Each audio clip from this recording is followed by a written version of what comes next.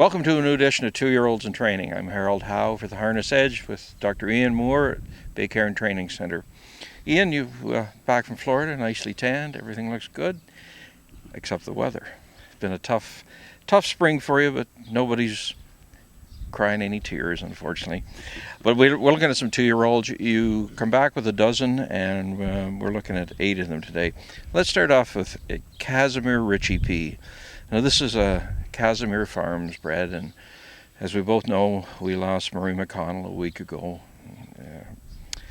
Heart attack, I guess, and all very sad. But this is a colt you bought from him privately. It's an astronomical, and what's your thoughts on him? Well, very sad to hear about Murray, that's for sure. He and I kept in contact about this colt throughout the winter, every 3 or 4 weeks. And he's named after a guy that is a friend of Murray's that actually lives in Fort Lauderdale in Florida, apparently, who also spoke to me about him. Anyway, he is a colt that looks a lot like his father and acts like him as well. He's got a terrific attitude. He did have an ongoing lung issue for several months from the fall on. Maybe some kind of Sudbury virus, I don't know, but anyway, hopefully it won't affect him when it gets down to the bottom. He's been in 11 a couple times in a jog cart, and a very nice colt. We've got Shadow Moon. This is a Shadow Play colt, $60,000 out of Harrisburg to Blue Chip Bloodstock. Most expensive one the dam has sold. A colt that also looks a lot like his father. His style, color, attitude, the way he paces, the whole thing. He had a little bit of an issue here recently. We gave him a little bit of time off, but he's back going again. He's been in about 15 range, and very optimistic for him. Last fall at the Forest City sale, they were very happy to see you. You spent some serious money, starting with $100,000 for Atomic Sealster. That's just another Shadow Play from Sealster Farms, and a half-brother to Aniston Sealster, who made $250,000 the hard way. Your thoughts on that purchase? Just a sweetheart of a colt right from day one. He's probably the least number of days before he's in the cart for me ever in my entire life. Like he's never done a thing wrong from day one. Just beautiful to work with and excellent on the track. And has grown a lot taller and very sharp looking animal now. He's black in color as well. And he's shown a lot of promise to us recently. Brackley Beach. Now, this is some beach somewhere, homebred for the Schooner 2 stable in Nova Scotia.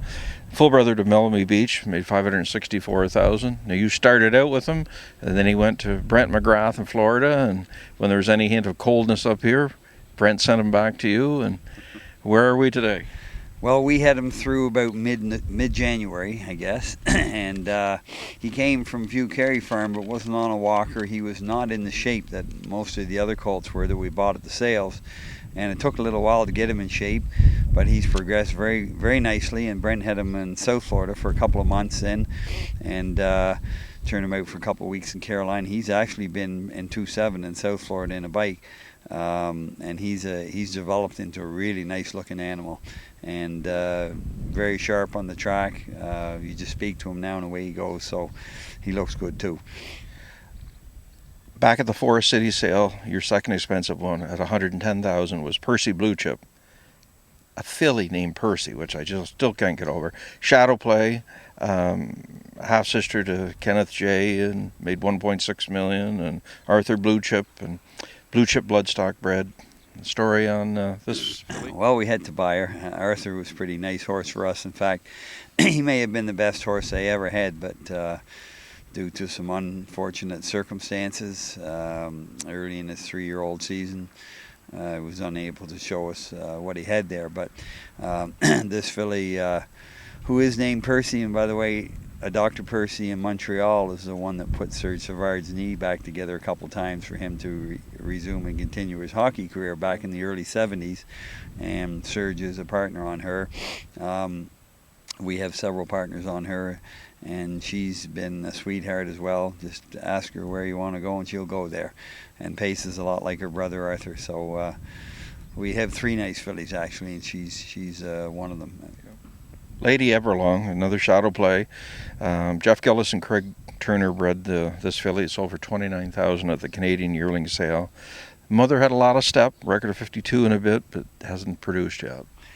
No, I saw that when we bought her, but excellent conformation, nice body, lovely looking filly. I just fell in love with her as soon as I saw her, and thought we'd take a shot on her. She's one of the three fillies that I spoke about that are all very racy and right on the iron, ready to roll when you got the hobbles on them.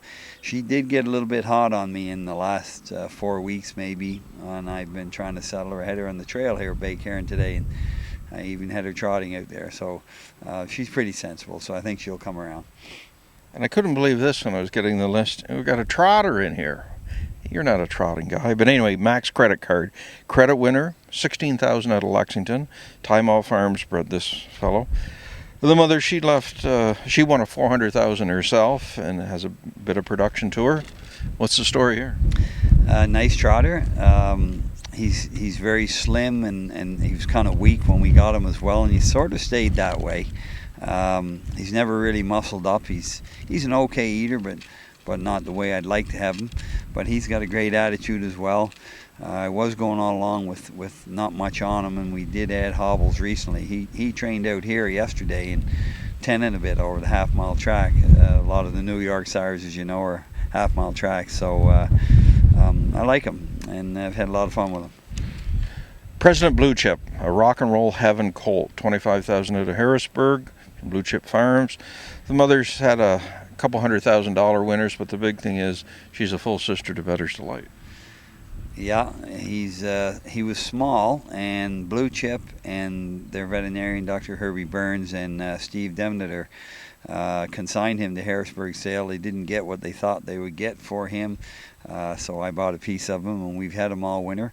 He's still a bit on the small side, but he's very robust and stout-looking colt, and he's full of desire as well. Like, we have 12 babies, and really almost all of them, well, practically all of them at this point in time are all straight ahead, and that's at least 50% of the battle with the baby as far as I'm concerned. So they're all ready to go to Mohawk. In fact, 6 of them have been there now in bikes a couple of days ago when we finally had a sunny day that we could go. So over the next few weeks we'll get them ready, and hopefully about mid-June be able to qualify some. Sounds like you got a nice group. I have a nice group. We have 4 others there. There's Webmaster Hanover, owned by the GLB stable, who used to own Goodwill Hanover. This is Goodwill Hanover's replacement.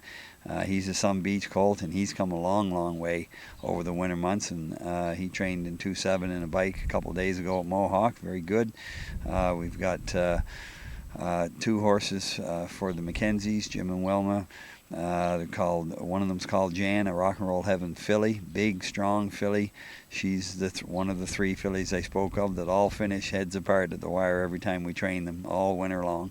And the other one is a Dragon Again colt. They called him Win, W-Y-N.